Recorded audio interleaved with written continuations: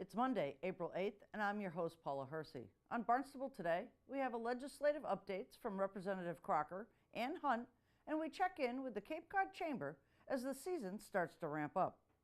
Now for a look at municipal news and notes. The town of Barnstable Harbor Master's office is selling small vessel decals for the upcoming season. A decal issued by the Harbor Master is required to store any vessel on town land with public access to water. The decal will be available Monday through Friday, 8:30 a.m. to 4:15 p.m. at the Marine and Environmental Department office located at 1189 Finney's Lane, Centerville. The price for the decal is $25 for a current Town of Barnstable mooring permit holder and $50 for anyone else looking to store a small vessel on town land. More information, call 508-790-6273. Good news for seasonal businesses looking for a workforce this summer and a hydrangea festival that is growing. All in this month's Cape Cod Chamber Update with CEO Wendy Northcross.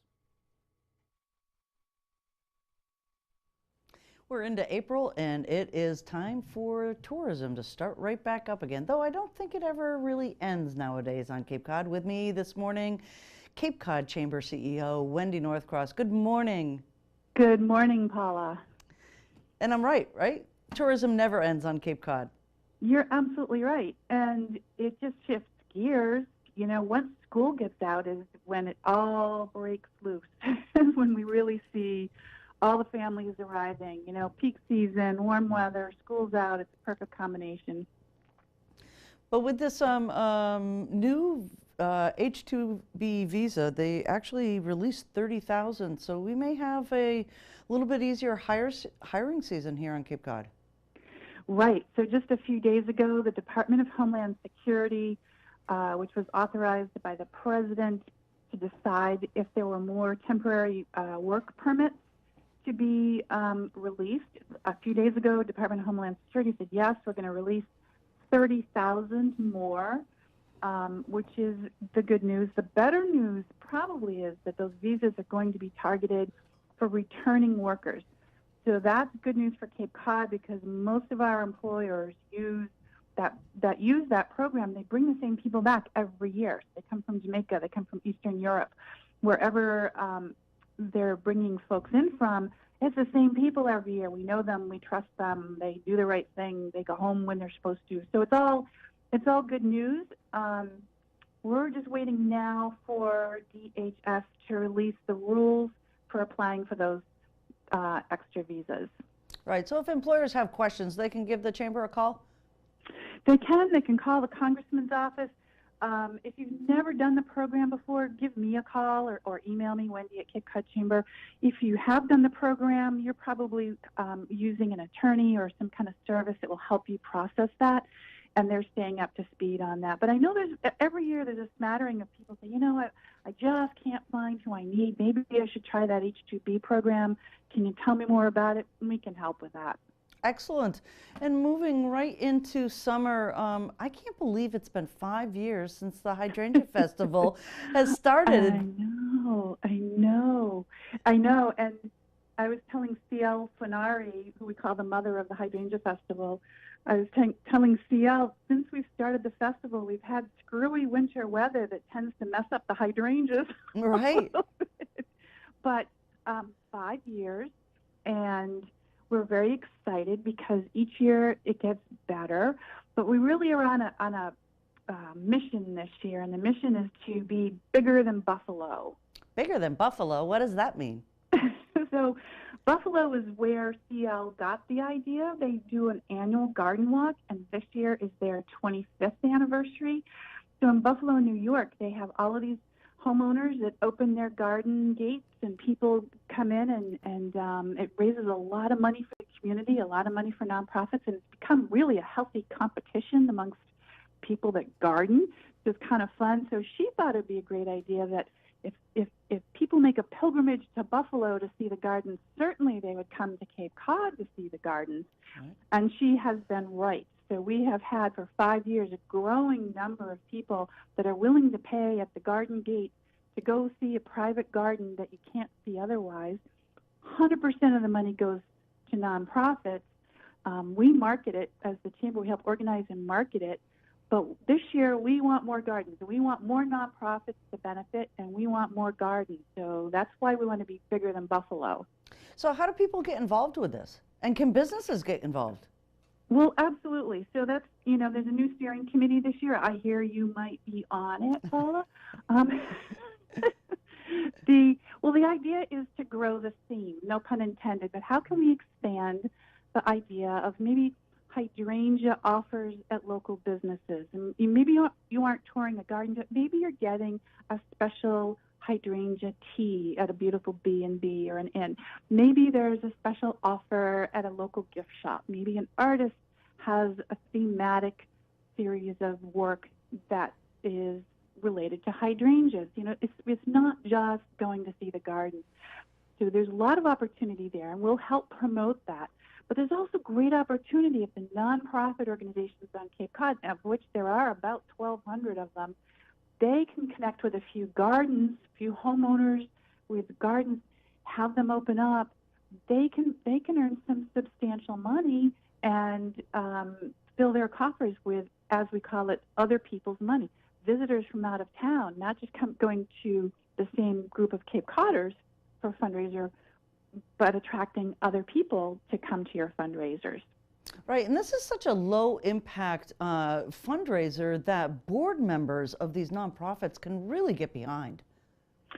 Well, they should. I mean, there can be things like garden talks and demonstrations and events at some of the local museums or historic societies or in the gardens. There's, a cocktail trail that's been in existence for the last few years, and we're looking to expand that a little bit with maybe a mobile cocktail trail, and get in a vehicle and you go from spot to spot. But people can basically go to our website. We have CapeCodHydrangeaFest.com is a website that you can find out information not just about what's going to happen, but how to make it happen. So again, we want to be bigger than Buffalo. People go to CapeCodHydrangeaFest.com and get the information. Ask us some questions if you'd like, but it's pretty self-explanatory how to do the garden tour, and we hope people check it out. I had visited a couple of gardens over the years, and it is just wonderful. John Sullivan's down in Dennisport, if you like the fairies and the magical trolls. His is always popular, but there's so many beautiful gardens on Cape Cod that are private, and folks getting behind nonprofits to make a fundraiser really grow. It's really fun, and you see some amazing things, not just hydrangea. Exactly. That's fantastic. Thanks so much, Wendy. Okay, thank you. Take care. Bye-bye. Bye. Representative Will Crocker joins us in studio to talk about state budget earmark requests from the town manager's office.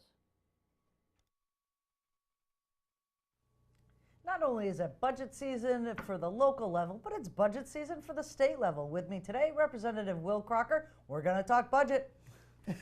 How are you, Will? I am fine. How are you doing? I'm doing very well. It is that time of year, isn't it? Yeah, we will soon be getting the budget. The governor constitutionally has to submit a budget early on in the session. Usually in January, we'll get his budget, and then it goes kind of at that point in time to House Ways and Means, and then they start deliberating on the budget, and we should be getting their version of what is going to be in the neighborhood of a $43 billion budget very soon, if not this week, next week. Right. Now, $43 billion, that is a very large sum of money, but encompasses an enormous amount of services that the state provides. It's all the services and all the functions that the state has for the next fiscal year. Right. So what are some of those highlights that you have?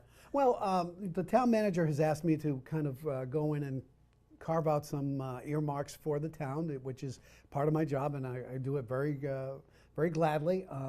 And most of the couple of the things that he is looking for have to do with the community service office program, the community service officer program. We're looking for $20,400 to be able to run that for another year. One of the things that we'll try to make some inroads on is to try and get this baked somehow into the budget so that every year we don't have to come back and ask for this community service officer money. We know the community service officer program has made a tremendous difference on Main Street with regard to the homeless population and just being the eyes and ears for the police department on Main Street. The police can't be everywhere all the time. And the CSOs are there and walking Main Street and just watching the activities and making sure that everything is okay. And if there's a problem, they are able to communicate, immediately to the police department and to get an officer to the scene. So, it's good to have their eyes and ears on Main Street in Hyannis. And I think the merchants on Hyannis, on Main Street in Hyannis feel much better that they are there. So it's $20,400 for that for the next fiscal year. The Youth and Community Service Program, they lost their funding partner last year when the LaRusso Foundation has backed out of their commitment to be able to fund that. So what we're looking for right now is to be able to fund 1 year for the community services, the youth summit, basically, which is about $25,000, which was what the LaRusso Foundation was contributing, so that again be able to fund it for a year, but with the idea that they are looking for a funding partner to be able to do that in the private sector, to be able to cover what they've lost on that. And finally, the other thing I'm working on is Housing Assistance Corporation. There's a $75,000 earmark that they would like, and it's basically for homeless services that they provide for various programs that they do with regard to homeless and housing programs on the Cape. And it's an annual earmark that we work on every year. Right. And, sometimes that earmark term sets people off, but a lot of these funding mechanisms really are important. We know the community service officers also have specialized mental health training. So they're able to recognize some of the issues that might arise on Main Street and within the surrounding area of Hyannis more quickly than just regular citizens walking the streets as well. So, all of them really, really important. So how do you present those earmarks to, is it to committee or? It's to House Ways and Means. We will go in during budget week and we go in when that specific line item comes up for discussion. You're called in, you know what line item that is, and you're called in to meet with the new Ways and Means Committee Chairman Michael Witz. This is his first budget, and we'll go in there and we get about 30 seconds to be able to make our pitch for that specific line item and that specific program. You do what you can in the 30 seconds that you've got, and you've done your work ahead of time. You've done your homework ahead of time to be able to kind of grease the skids to be able to go in there and have some sort of assurance that that you've got a good chance on this. Right. So what's the following process to this, just so residents are, if they want to support some of these things, what's the process for that? Do they call your office to support some of these items? They can call my office, but what we would do is that we would tell them which specific committee, in this case House Ways and Means, you need to notify Representative Michael Witz's office and say, we want to make sure that this is funded. Line item such and such and such and such for such and such and such and such. We want to make sure that's funded. Okay, excellent. Well, that's looks like a little bit of work in front of you, but all good things from the town manager to get funded this year. Yeah, absolutely, and I'm very happy to do it. Excellent. Thanks so much, Will. You bet. Representative Randy Hunt has healthcare on his mind and joins us on the phone to share his concerns for the future of healthcare in the Commonwealth.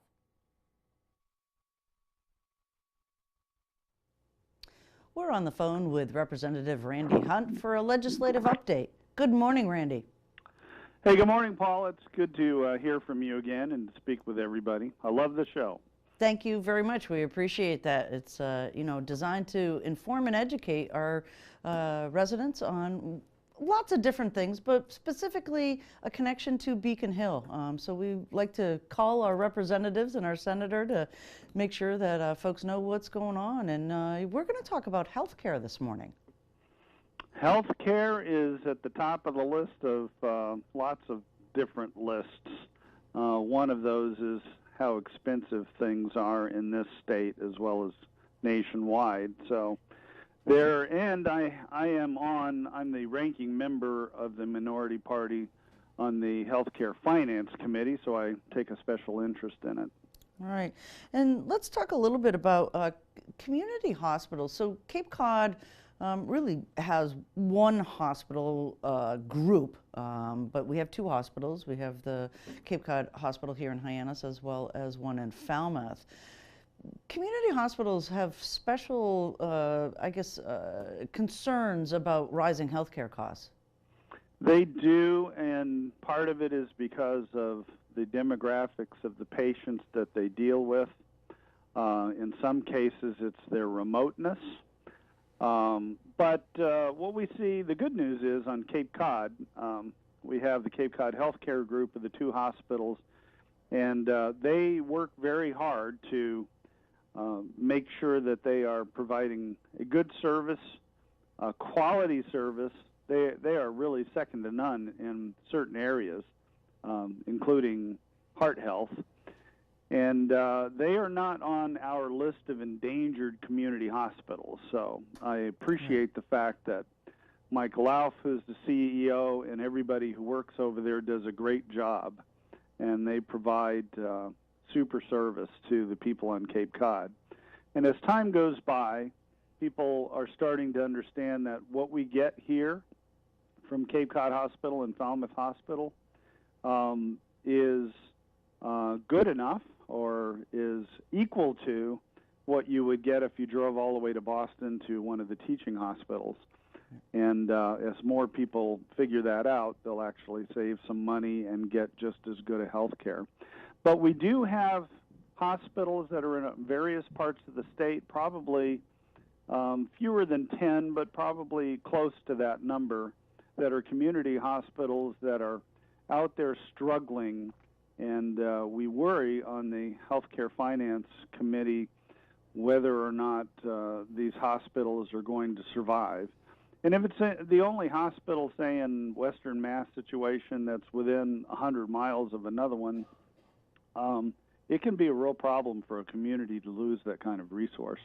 So some of the things that we are trying to deal with is, because of the demographics I had mentioned, some of these community hospitals are dealing with a lot of Medicare and Medicaid patients. And no hospital, none of them, can survive on the rates that they get from Medicare or Medicaid for the procedures that they do and the stays that patients incur when they're inpatients. And that should be a bit of a warning, too, because if you can't survive on Medicare rates by themselves and you only can survive because of the private payers, you have to wonder if this Medicare for all is just a way to skinny up the number of hospitals that we have available to us. So think about that when people are shooting slogans at you. So we worry a bit about that whole situation as being high cost, but we need to support hospitals so that we have the resources still in the right places. And we worked on that last session by looking at various different ways to kind of shore up the financing for those hospitals in the bottom tier financially. And we didn't come to a conclusion yet, so it's high on the priority list this year, as well as the cost of pharmaceuticals, which is just driving us all nuts, right. Especially some of these specialty drugs like insulin, or, you have these EpiPens and things like that, where these companies have just thrown huge increases onto these medications, not for any reason other than the fact that they can do that. We're trying to get in between that mess as well to see if we can't reduce the cost of prescription drugs. So the state has some ability to perhaps maybe negotiate or set some things in places to reduce costs? Yeah, there is that within part of the state's ability relative to the Mass Health, or what is Medicaid in Massachusetts, the Mass Health system. They do negotiate, and they do a pretty good job of getting better rates for people.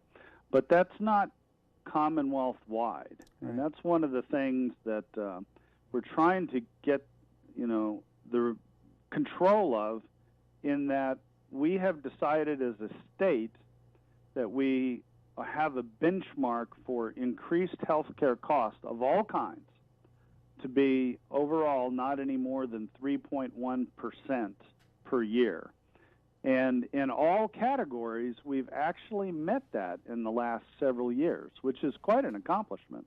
So for hospital stays, for doctors, your physicians, your specialists, that type of thing, all of that has maintained increases that are 3.1% or less.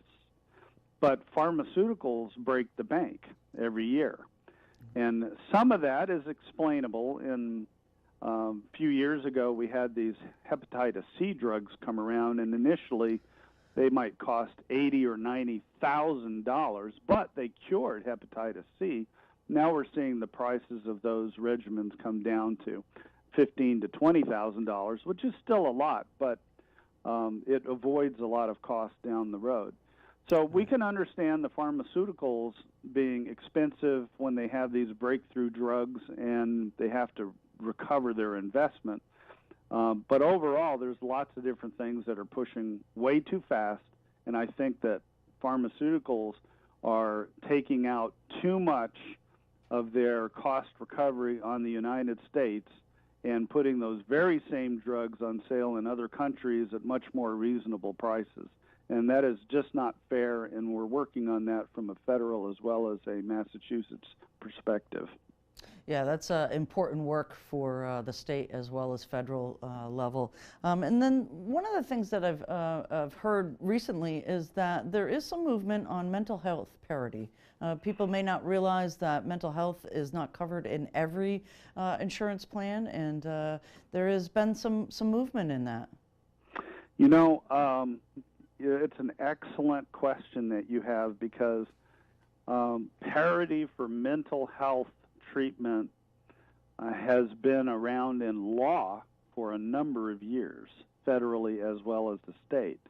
But every insurance company has found ways to do end runs on paying up for mental health services in the same way that they deal with physiological health services. So one of the governor's primary pushes this year, and I think will be matched by the legislature, is to get into that, figure out how to do better to make these specialists and your psychiatrists and psychologists and everybody who participates in this field to be more available, and for insurance coverage to cover those costs. And one of the ways that we've found to be helpful is this what's called telemedicine. In fact, I talked to a psychiatrist the other day who is using telemedicine. All that means is that you're both sitting on the end of a telephone call, maybe looking at each other through an iPad or some Skype type of application.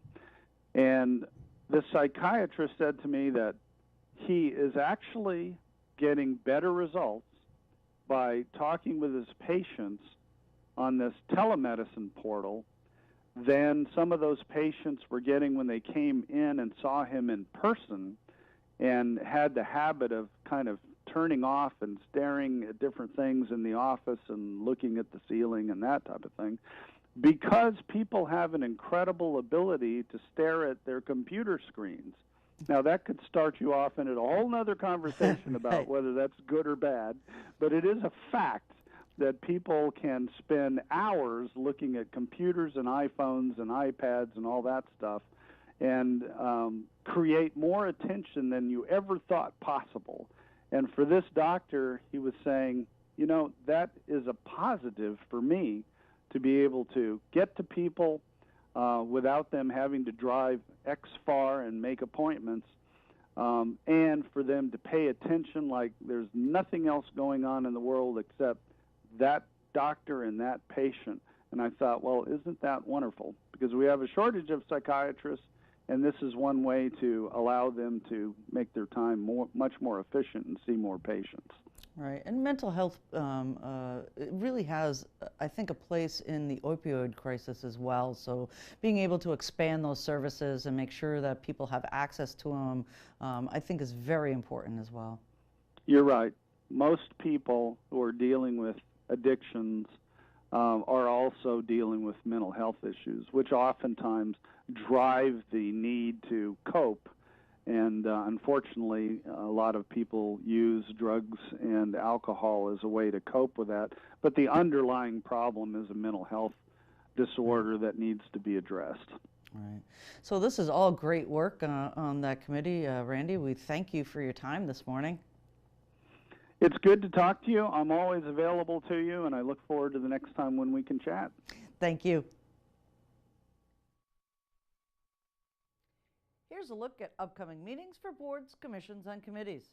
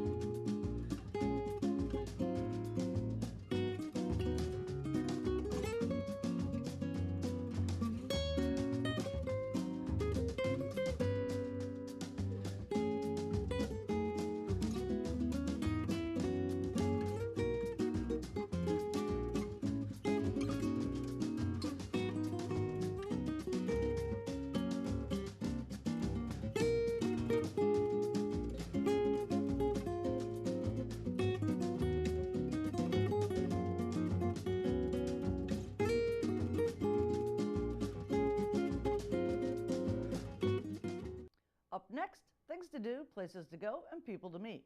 Mark your calendars for the annual Marston's Mills Village Association's Easter Egg Hunt, held this year at the Burgess House from 10 a.m. to 12 p.m. on Saturday, April 13th. Bring the wee ones to hunt eggs in the fenced-in area, and the older kids will roam the large field in search of surprise-filled eggs. This is a free event, and all children 10 and under are invited to attend. Comments, suggestions, accolades, connect with us on Facebook, Twitter, and Instagram. Email us or send us an old-fashioned note by carrier pigeon. Channel 18 works. For you. I'm Paula Hersey, and thank you for watching Barnstable Today.